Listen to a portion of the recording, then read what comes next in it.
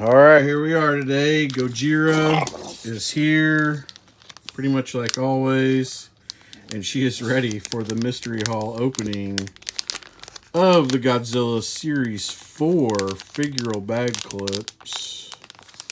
Now there's posters in here. As we've seen before, these are not all Godzillas, as Godzilla fans are probably blasting me on the internet right now that I got Gorosaurus, and at first I thought it was Godzilla. And here's everything that's on here. We got, like I said, the posters, Mechagodzilla. This Godzilla Tower is awesome.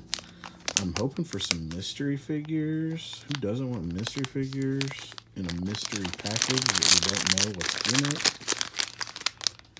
Gojira, what are you thinking's in here today? Can we shake?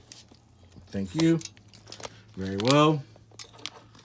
Mechagodzilla, do your thing. What if we use Mechagodzilla and open Mechagodzilla? Is that cool or not? Or does anyone even care, actually? Alright, let's see. Let's see what we got. Feels tiny, whatever it is. It is another Gorosaurus. And you know how I know this? Because yesterday's open was Gorosaurus. And I was probably lambasted for it.